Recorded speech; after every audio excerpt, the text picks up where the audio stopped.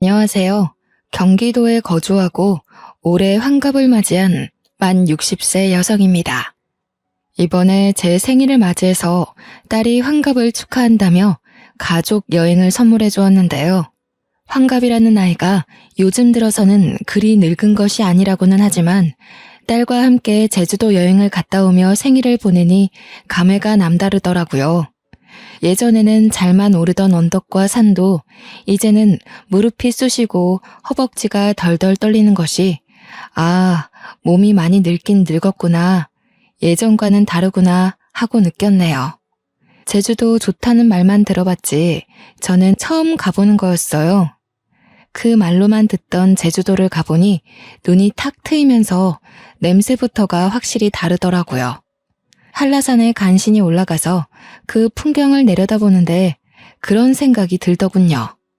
제가 열심히 살아온 것들이 쫙 펼쳐지면서 자연 앞에서 한없이 겸허해지는 기분이 들었네요.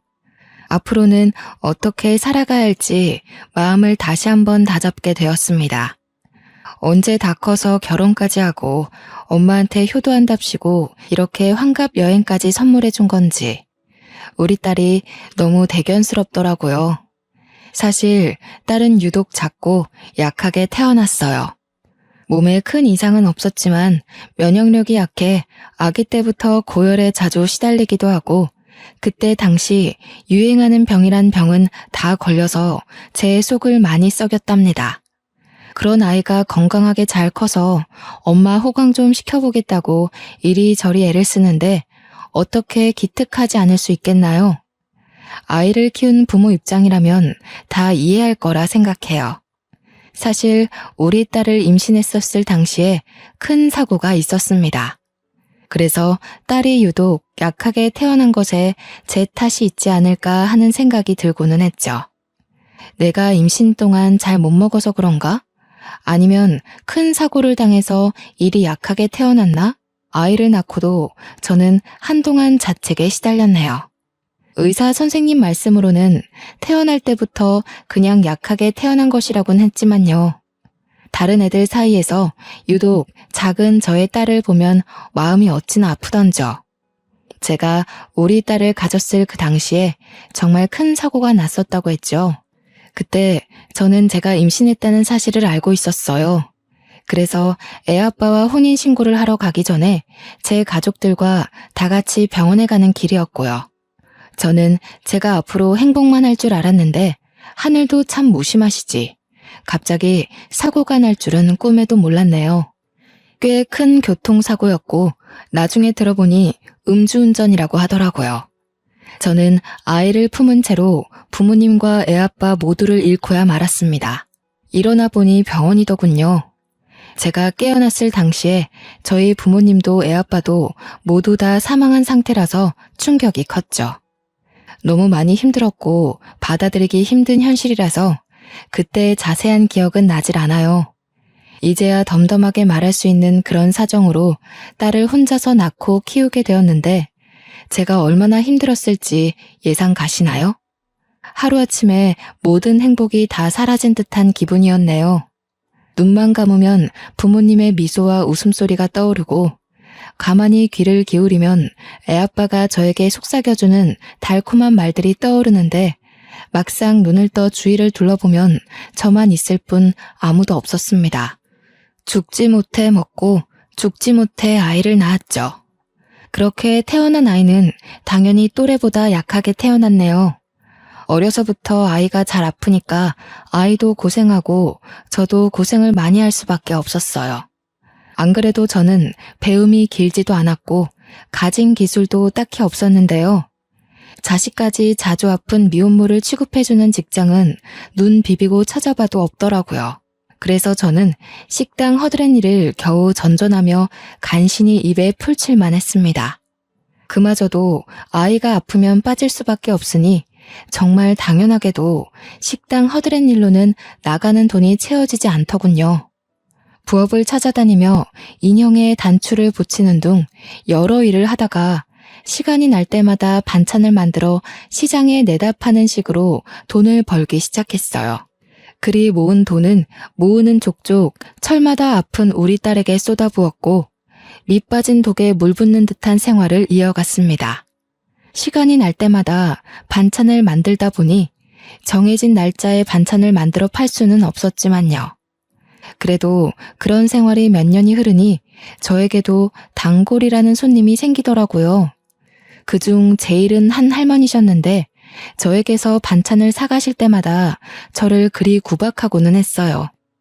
도대체 장사를 언제 하는지 말을 해달라며 왜 장사의 기본조차 잘 안 지키냐고 툴툴대던 할머니셨죠. 내가 원래 잘 돌아다니지 않는데 이 반찬 때문에 시장을 매일 둘러봐. 매일 둘러본다고. 도대체 언제 나와서 반찬 갖다 파는 거야? 나에게만 귀띔 좀 해줘. 도대체 반찬 가게는 또 언제 낼 계획이고? 에휴, 좀만 맛없었어도 진작에 안 왔어. 장사에 기본도 안 되어 있는데 맘만 좋아가지고는. 문 열면 꼭 말해줘야 해. 알았지, 세댁? 저는 단골 할머니의 그런 투정을 기분 좋게 받아들이면서 매번 같은 날짜가 아님에도 찾아와 주시는 감사함에 가게를 내게 되면 할머니께 꼭 먼저 말씀드리겠다고 약속했네요. 계절이 바뀔 때마다 혹은 유행하는 병이 바뀔 때마다 아이는 꼭 어디 하나씩은 걸리고 아파서 제가 많이 걱정하고는 했죠. 그런데 그런 아이의 건강도 아이가 나이를 먹을수록 조금씩 나아지더니 아이가 유치원에 갈 나이쯤이 되자 웬만한 아이 못지않게 건강해지고 활발해졌어요. 전처럼 매일같이 아프지 않자 저도 덩달아 시간적 여유가 생기더라고요. 저는 아이가 유치원에 들어가기 전에는 반찬 가게를 내든 직장을 구하든 어떻게든 자리를 잡아야겠다고 생각했습니다. 지금처럼 식당에서 허드렛일하고 길거리에서 하루 이틀 불규칙적으로 장사하며 지낼 수 없다는 생각이 강하게 들었거든요. 이리저리 사방으로 정보를 알아보며 면접도 몇 번이나 보았지만 현실은 그리 녹록지 않았네요. 어디에다가 내세울 학력도 경력도 없는 제가 눈에 들어차지 않았겠죠. 게다가 엎친 데 덮친 격으로 잘 살던 집에서도 쫓겨나게 되었습니다. 몇 년을 꼬박 세를 내며 잘 살았던 집이었는데 재개발이 확정되더니 당연한 수순처럼 집주인은 저와 우리 딸에게 나가라며 양해를 구하더라고요. 물론 바로 내쫓지는 않아서 시간이 아직 남아있기야 했지만 모아둔 돈이 많지 않아서 그 집을 나오고 나면 아이와 함께 당장 지낼 곳이 없었어요. 단기간 모텔에서 지낸다고 해도 모텔에는 제대로 된 주방이 없으니 그나마 잘 팔던 반찬도 제대로 못 만들게 되는 거니까 여러모로 머리가 아팠네요. 직장을 알아보랴, 집을 알아보랴. 그리 바쁘고 복잡한 와중에도 시간은 잘 가서 어느덧 아이가 유치원에 갈 시간이 가까워지더라고요. 아이는 이제 유치원을 오가며 유치원 생활에 적응하고 있는데 저는 그때까지도 괜찮은 직장도 거주지도 못 얻은 상태였어요. 잠시 머무를 집도 없고 부탁할 가족도 없고 돈도 없으니 정말 앞이 막막하고 캄캄하고 이보다 더 힘든 일이 있을 수 있을까 싶을 정도였네요. 사고로 가족을 잃고 혼자 아이를 낳아 키우며 힘든 일이 참 많았는데요. 이때는 진짜 극복할 수 없는 벽을 마주한 기분이었어요. 어떻게든 먹고 살아야 하고 책임질 아이도 있으니 인생이 안 풀리는 만큼 더 열심히 살려고 발버둥을 쳤습니다. 아이는 일단 유치원에 보내놓고 반찬을 만들어 시장에 갔죠. 반찬을 열심히 팔면서도 현실의 괴로움에서 빠져나오지 못하고 있는데 단골 할머니는 그날도 어김없이 오셨더라고요. 좋아하는 연금 무침을 집으시면서 계산하시더니 늘 그랬듯이 또 언제 오냐고 물어보셨어요. 반찬 가게에 낼 거라면 꼭 얘기하라는 이야기로 마무리를 하시는데 평소처럼 웃으며 넘기려다가 이게 마지막일 수 있다고 말하게 되었네요. 어르신, 매번 찾아주셔서 정말 감사해요. 그런데 저도 자주 오고 싶고 반찬 가게도 내고 싶은데 상황이 여의치가 않네요. 어쩌면 오늘이 마지막일 수도 있겠어요. 머무를 곳은 없고 직장은 번번이 떨어지고 지금까지는 어떻게든 괜찮았는데 이제는 정말 반찬 만들 곳도 없어질 것 같아서요. 그래도 그간 감사했어요. 에? 무슨 일인데 그리 심각하게 못 온다 말을 해. 자주 말해봐. 내가 도울 수 있으면 도와주고 싶어서 그래. 오랜만에 입에 맞는 반찬 가게를 찾았다 했더니 이게 웬일이다냐? 제가요, 지금 세를 내고 살고 있는데요. 그 집이 재개발된다고 해서요. 곧 나가야 하는데 아이를 홀로 키우기도 하고 아이가 자주 아팠어서 돈을 못 모아놨어요. 그래서 갈 곳도 없고 돈도 없고 직장을 구해도 저 같은 사람을 뽑아주지는 않더라고요. 어쩌겠어요.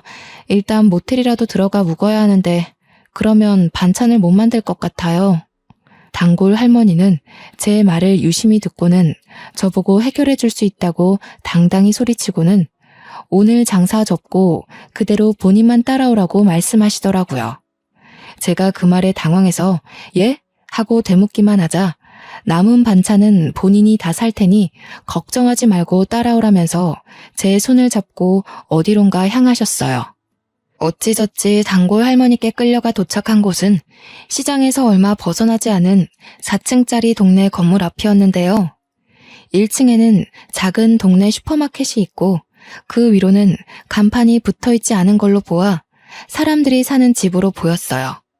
단골 할머니는 그 건물을 가리키며 당당하게 말씀하시더라고요. 내가 여기 건물 주인인데 이 슈퍼마켓도 운영 중이었거든. 이젠 몸이 늙어서 슈퍼마켓을 정리할까 생각 중이었는데 마침 잘 됐다. 새댁이 여기 들어와서 반찬 가게를 내. 슈퍼 한쪽에 방이 따로 또 있어서 살 수도 있고 유치원이랑도 가깝고 나름 괜찮을 거야. 월세는 따로 안 받는 대신 반찬으로 주어. 알고 보니 단골 할머니는 건물을 몇 채나 보유하고 있던 부자 할머니셨어요. 그중 한 건물의 1층 자리에 동네 슈퍼마켓을 운영하고 있었는데 그 슈퍼마켓을 정리할 예정이었다며 그 자리에 반찬 가게를 내라며 저에게 돈도 안 받고 내어주시겠다고 하시는 거예요. 대신 본인이 좋아하는 반찬을 알려주시면서 맛있게 만들어달라고 하시는데 너무나 감사했어요. 염치를 아는 사람이라면 이런 제안을 거절하거나 월세를 제대로 주겠다는 이야기를 했어야 하지만 저는 이것저것 따질 수 있는 상황이 아니었기에 염치불구하고 단번에 단골 할머니의 제안을 수락해 얼른 그곳으로 이사를 했습니다. 슈퍼마켓이었던 1층을 반찬 가게로 바꾸는 과정은 생각보다 많은 게 필요했어요. 모든 걸 새로 바꿔야 했고 설치해야 할 부분도 많았죠. 인테리어는 그렇다 치고 기본적인 틀부터 새로 해야 했기에 만만치 않은 돈이 필요하더라고요. 제가 모아둔 돈을 거의 다 쏟아붓고도 모자라 단골 할머니께서 도와주신 후에야 반찬 가게로의 탈바꿈이 가능했었네요. 심지어 단골 할머니는 슈퍼 안쪽에 있던 방을 개조해 저와 제 딸이 같이 살 수 있는 공간으로 만들어주셨어요. 그렇게 단골 할머니가 하시던 동네 슈퍼마켓은 저의 반찬 가게가 되었고 반찬 가게에 딸린 방은 저와 딸의 집이 되었습니다. 할머니는 반찬 가게 건물의 3층에서 살고 계셨는데요. 저는 너무나 감사한 마음에 할머니가 좋아하시는 반찬을 늘 정성껏 요리하고 매번 집으로 갖다 드리며 할머니와 저와 딸이 모두 함께하는 식사를 자주 하고는 했어요. 할머니는 그만하고 너도 좀 쉬라며 저를 말리시기도 했지만 하루 세 끼 모두 같이 못 먹더라도 한 끼는 같이 먹을 수 있게 노력했고 그렇게 우리 셋은 점차 가까워져만 갔네요. 반찬을 챙기다 밥을 챙기게 되었고 밥을 챙기자 식사를 꾸준히 잘하시는지 확인하게 되었고 식사를 확인하자 어느새 생신도 챙기고 명절도 챙기고 할머니의 건강도 챙기게 되더라고요. 단골 할머니도 처음에야 그만 좀 하라며 저를 타박하듯이 말씀하셨지만 단골 할머니께 익숙해진 저는 그게 단골 할머니만의 애정 표현이라는 것을 눈치 못 챌 리 없었네요. 그리 아니라고 말씀하셨지만 단골 할머니는 많이 외로우셨나 봐요. 그리고 딸을 혼자 키우고 있던 저도 많이 외로웠나 봅니다. 피가 이어지지는 않았지만 매일 얼굴을 마주보며 밥을 먹으니 가족 같더라고요. 저는 언제부턴가 단골 할머니를 어머님이라 불렀고 제 딸은 단골 할머니를 할머니라고 부르게 시작했어요.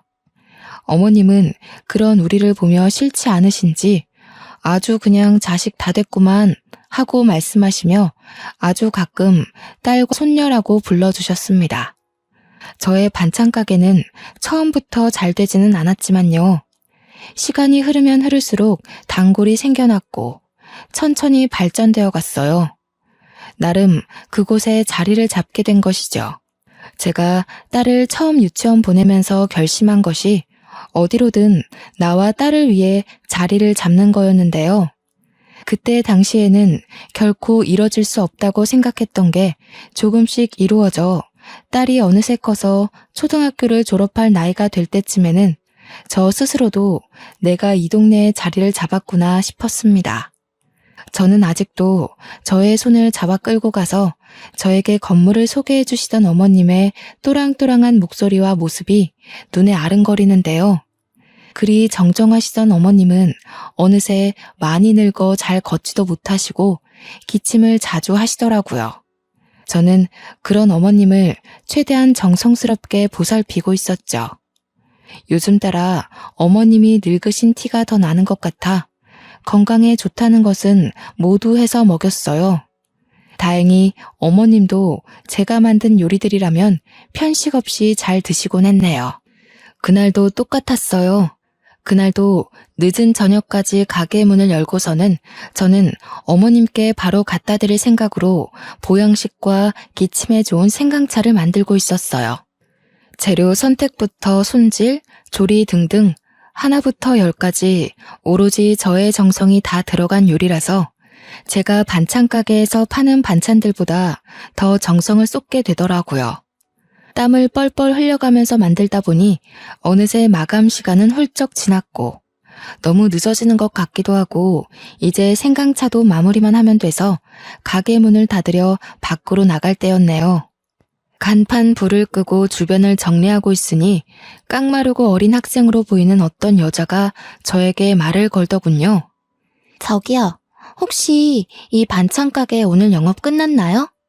오늘 꼭 사고 싶은 반찬이 있는데 괜찮으시다면 잠시 열어주실 수는 없으신가요?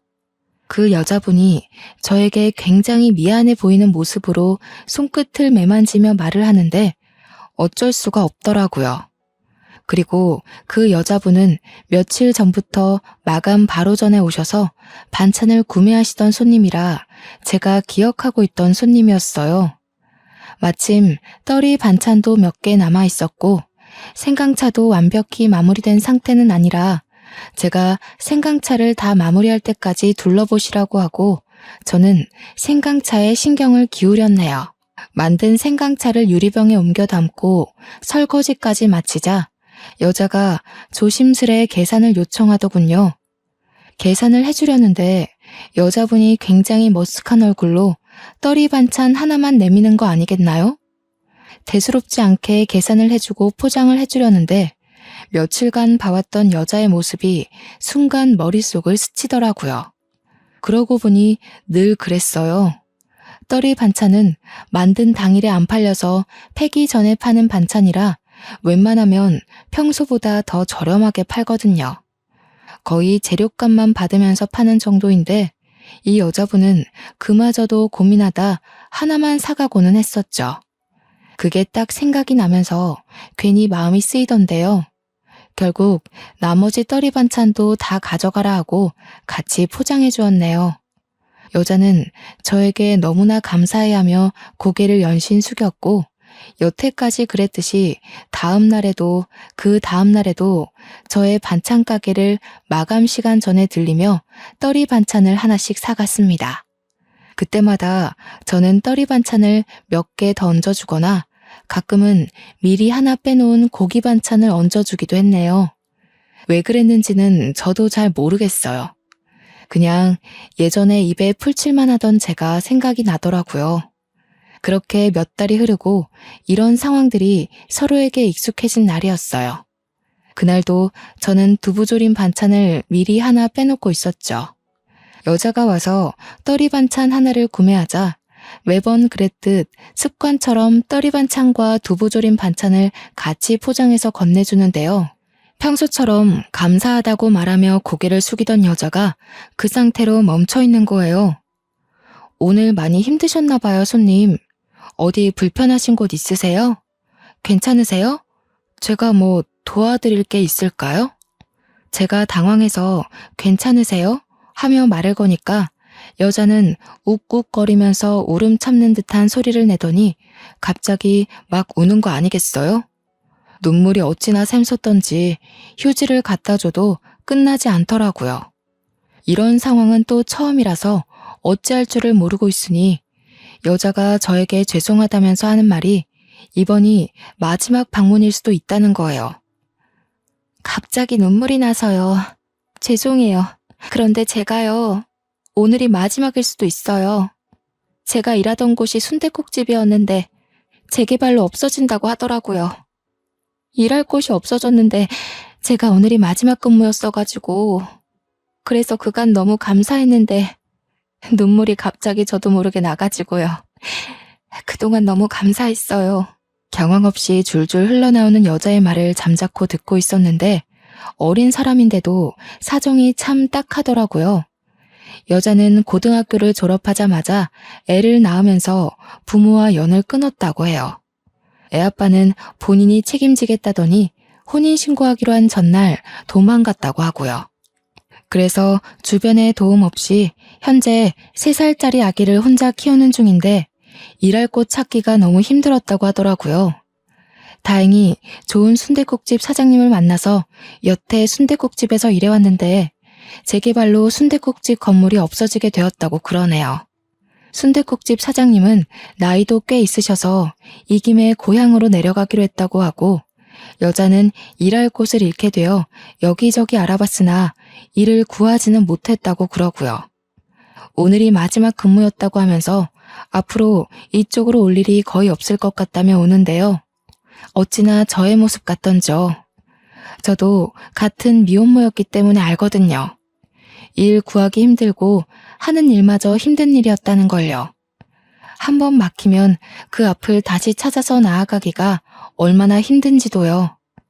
식당 허드렛 일마저도 내가 아쉬워서 다니다가 피치 못한 사정 때문에 쫓겨나는 듯한 기분을 저도 매우 잘 알죠. 비슷한 경험을 겪어봤기에 동질감을 느낄 수밖에 없더라고요. 물론 저는 사고로 가족을 잃었고 여자는 아이를 가지면서 가족들과 애아빠와 안 좋은 이별을 맞이하게 된 거라 저와는 다른 부분이 있기야 하지만요. 그럼에도 저의 예전 모습과 많이 비슷하다는 생각과 더불어 제 과거 모습이 떠오르는 건 어쩔 수 없었네요. 그리고 어머님이 저에게 베풀어 주신 은혜가 생각이 나더라고요. 저도 딸 하나 저 혼자서 키우고 있어요. 그래서 기분 나쁘게 듣지 마시고요. 제안 하나만 해볼까 하는데요. 혹시 제 가게에서 일할 생각 있나요? 아기 데려와서 돌보며 일해도 괜찮고 근무 시간은 저와 똑같아요. 저는 반쯤은 충동적으로 여자에게 제안을 하나 하게 되었어요. 우리 가게에서 일해보지 않겠냐는 제안이었는데 마침 직원 1명 필요하기는 했거든요. 장사가 점점 잘 되기도 하고 저의 평생 은인이신 어머님의 몸이 점점 안 좋아지는 게 느껴지기 때문이었어요. 당연히 너무 감사하죠. 제가 지금 사양하거나 할 처지가 아니라서요. 스스로 염치 없지만 감사하게 받아들일게요. 정말 감사합니다.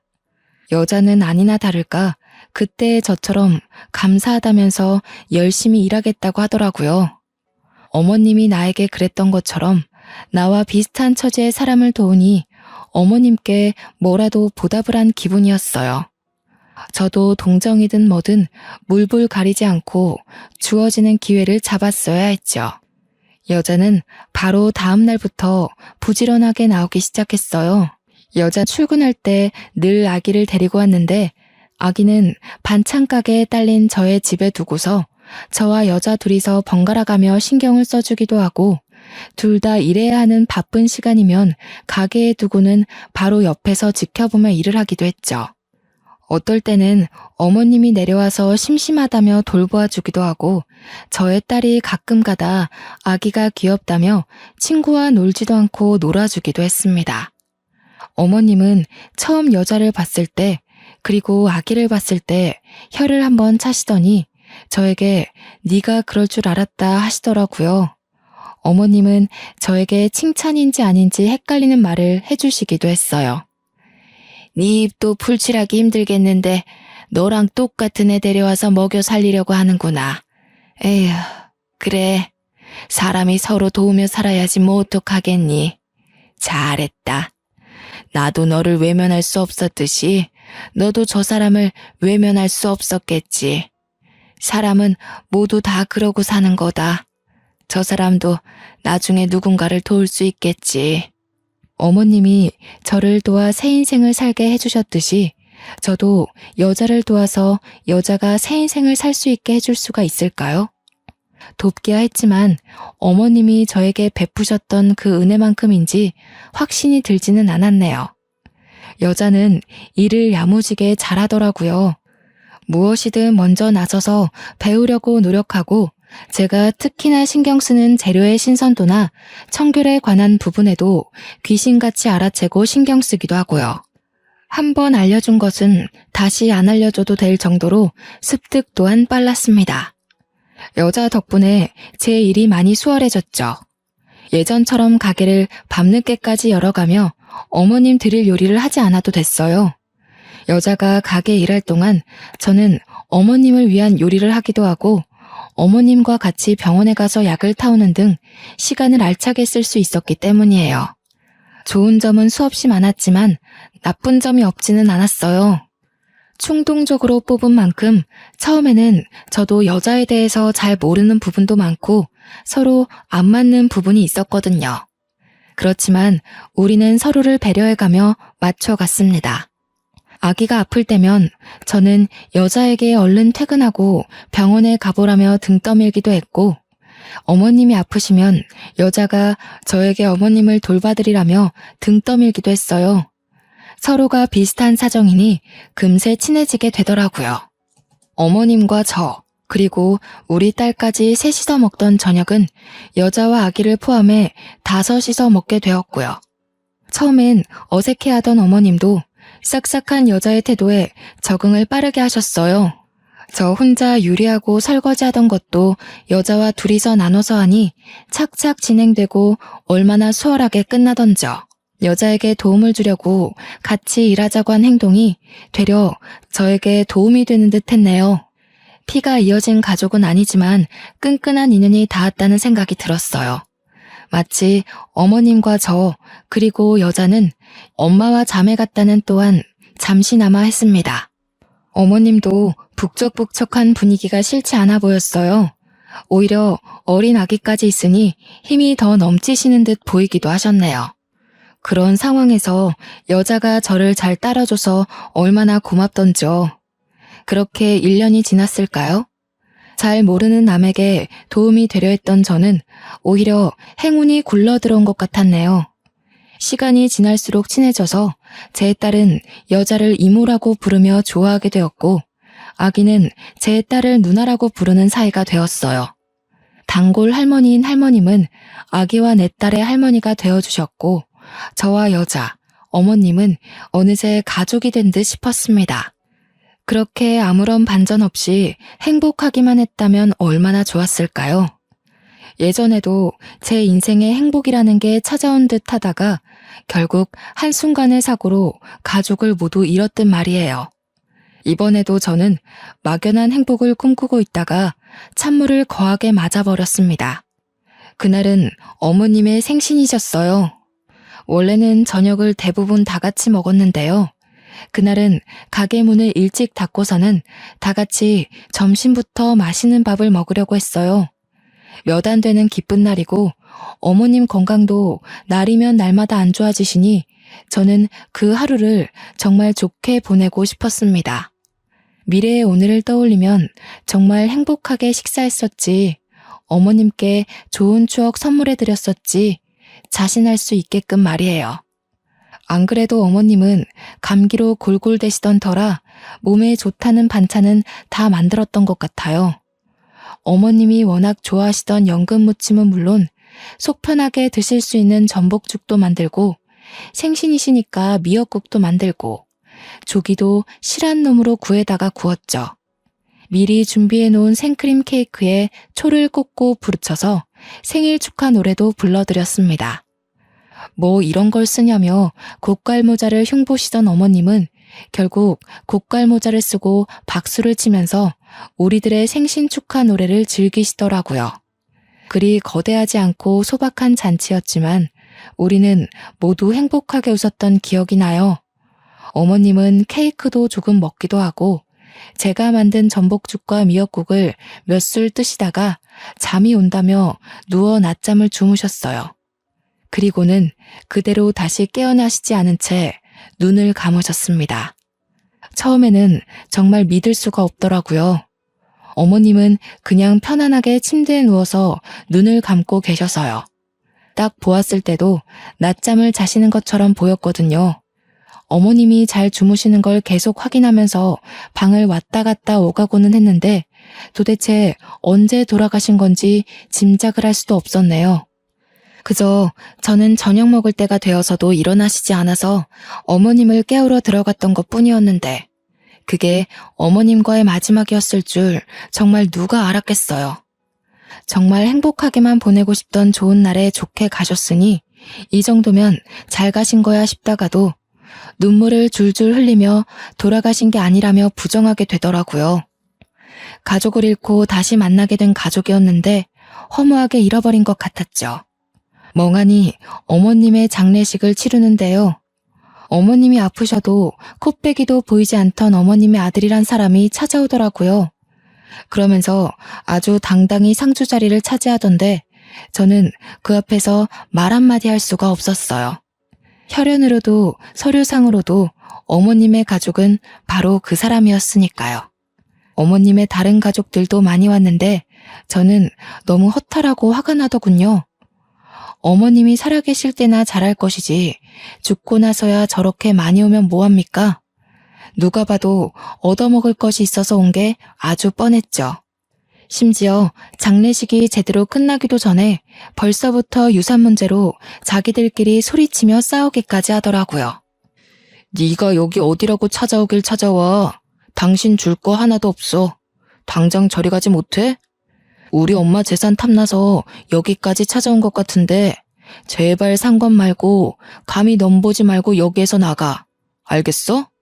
어머님께 제가 몇 년을 붙어 있으면서 단 한 번을 찾아오지 않는 가족을 보고는 대충 예상하기는 했었지만요. 이렇게 콩가루 집안이라고 생각하지는 못했는데 막장 드라마에서나 볼 법한 말을 서로 주고받으며 싸우더라고요. 저는 그런 와중에도 눈칫밥 먹어가면서도 3일 내내 장례식장을 조용히 지키고 있다가 저의 집으로 돌아왔습니다. 여자는 그런 저를 배려해주듯이 아무런 말도 없이 혼자서 반찬 가게를 운영해주고 제 딸도 돌보아 주었어요. 본인도 장례식에 오고 싶고 어머님 옆을 지키고 싶었을 텐데 늦은 밤에 잠깐 와서 얼굴만 비추고 간 것이 다였습니다. 그 말없는 배려가 너무 고맙더라고요. 덕분에 어머님을 아무런 걱정 없이 보내고 올 수 있었거든요. 매일 어머님의 밥과 반찬을 챙겨드리기는 했었지만요. 그것 말고는 별다른 것을 해드린 게 없어서요. 그렇게 어머님을 보내니 마음이 너무 헛헛하더라고요. 제가 좀 더 열심히 살아서 제가 받은 은혜만큼은 어머님께 꼭 보답하고 싶었는데 어머님도 떠났고 그냥 모든 것이 너무 늦어버린 것 같아 슬프더군요.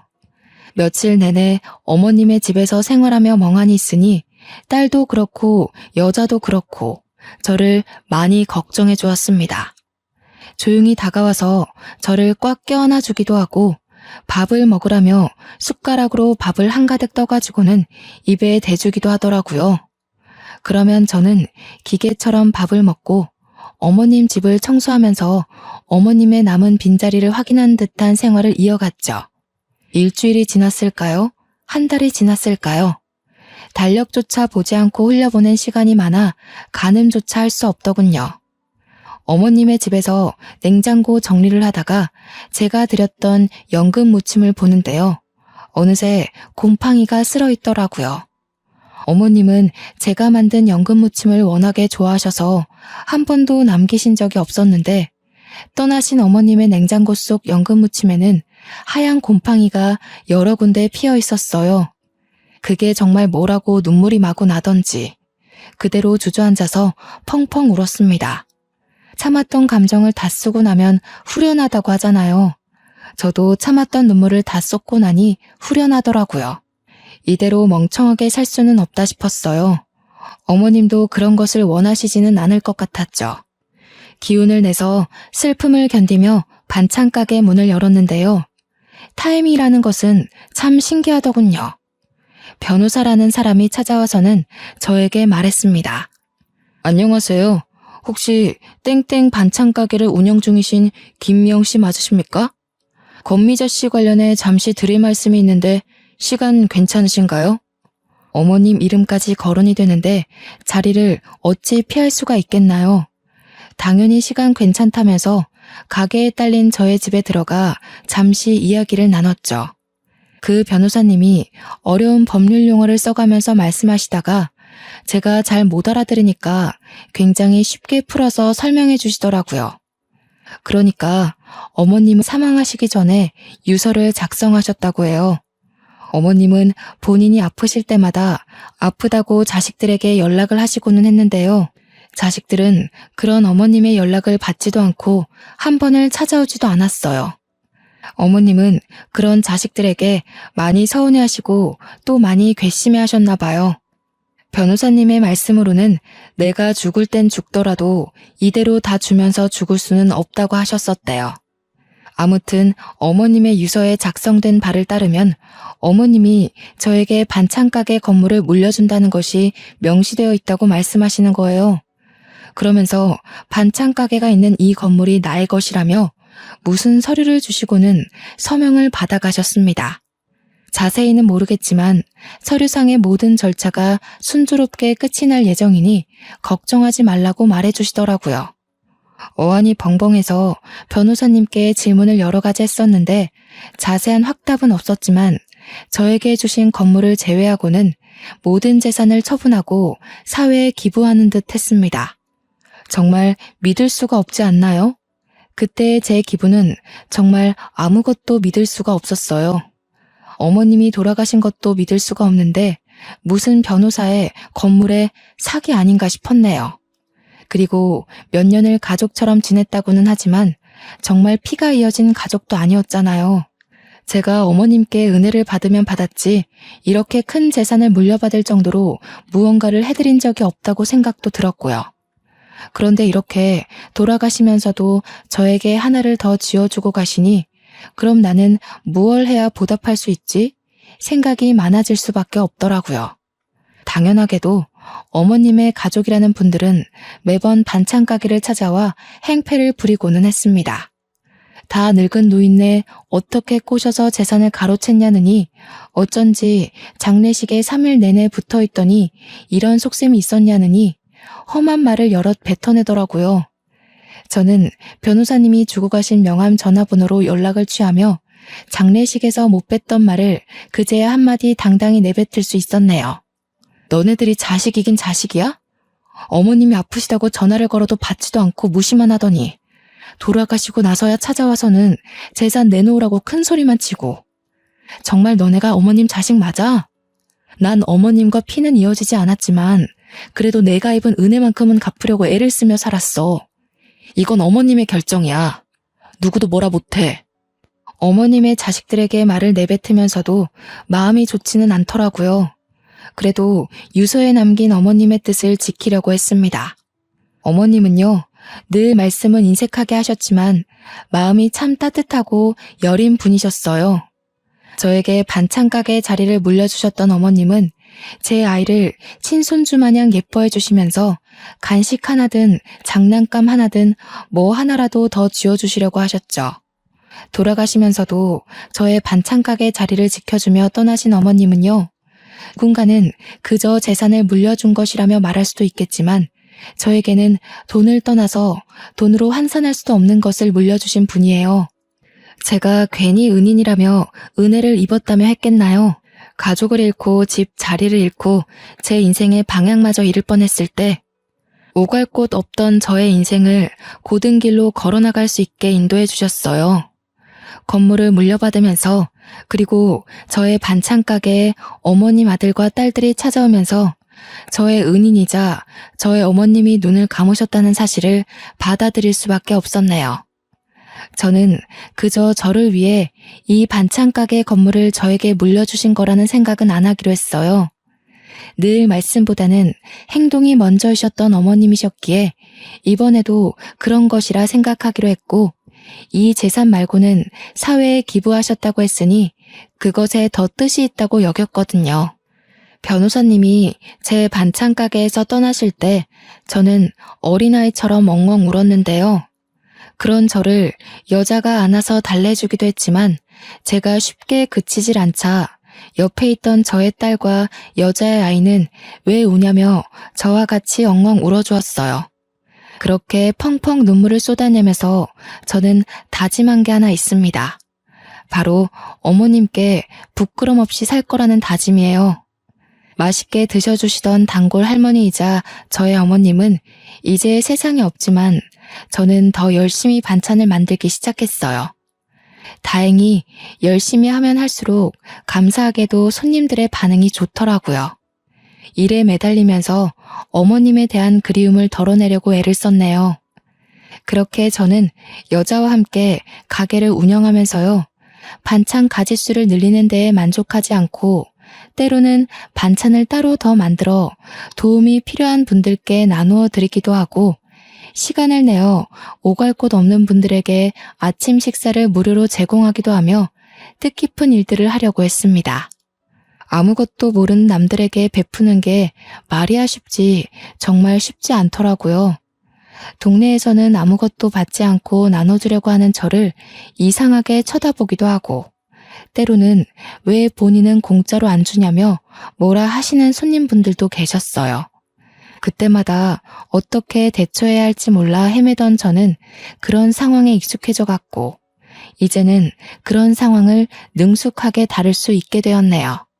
현재의 여자는요, 우리 반찬가게 2호점을 내서 어엿한 가게 주인이 되었고요.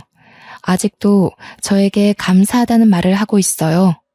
이제는 워낙 친하기도 하고 그 정도는 아니라고 생각해서 부담스럽기도 했는데, 생각해보니 저에게 어머님 같은 존재가 있듯이 여자도 저를 그리 생각하는 것 아닐까 싶더라고요. 어머님 같은 사람이 되는 게 저의 인생 목표가 되었기에 여자의 감사 표현 또한 감사하게 생각하기로 했죠. 그 어렸던 여자의 아기는 어느새 대학생이 되어 종강만을 기다리고 있어요. 시간이 진짜 빠르게 지나갔죠. 아기는 저를 이모라고 부르는데요. 가족과 같은, 아니 가족이라고 부르는 게 당연한 사이가 되어 잘 지내고 있습니다. 우리 딸은 몇 년 전 의사를 만나서 작년에 결혼식을 올렸어요. 둘이서 어찌나 알콩달콩 깨붙고 사는지 자연스레 마음이 놓이더라고요. 그리고 저는 아직도 그 자리 그대로 반찬 가게를 운영하면서 어머님을 위한 반찬을 만들고 있답니다. 그러고 보니 이제 곧 어머님의 제삿날이 다가오고 있네요. 올해도 정말 맛있는 식사를 대접해 드릴 생각에 기분이 설레이고는 합니다. 저는 앞으로도 여자와 잘 지내면서 여자뿐 아니라 도움이 필요한 다른 사람들에게도 어머님 같은 존재가 되어 살고 싶어요. 그게 바로 저에게 반찬가게 건물까지 내어주신 어머님의 마음이라 생각하거든요. 저에게 베풀어 주신 은혜를 잊지 않고 잘 간직한 채 저 또한 베푸는 것이 이번에 제주도에 여행 가서 또 한 번 다짐한 마음이랍니다. 제가 이렇게 말하면 제 딸은 또 저런다며 싫어하고는 해요. 아무래도 제가 늙어가니 저의 몸을 걱정해주는 거겠죠. 언제까지 할머니 타령할 거냐며 이제 엄마 인생을 챙기라고 잔소리를 하고는 하는데요. 그 또한 쉽지 않네요. 이제는 습관이 되었나 봐요. 물론 저도 나이가 들어가면서 일만 하던 나날들은 당연히 조금씩 떠나보내야겠죠. 그렇지만 저의 몸이 허락하는 한 반찬을 만들고 밥을 지으며 살고 싶어요. 밥은 못 차려주더라도 따뜻한 반찬 한 가지쯤은 거뜬히 내어줄 수 있는 그런 사람으로 남고 싶네요. 제 이야기 꽤 길었던 것 같은데 재미있으셨나요? 여러분들은 어떤 사람으로 남고 싶으신가요? 서로를 도우며 살아가는 따뜻한 사회를 꿈꾸며 저는 이만 글을 마치겠습니다. 제 사연 들어주셔서 감사하고 우리 꼭 같이 행복해져요. 감사합니다.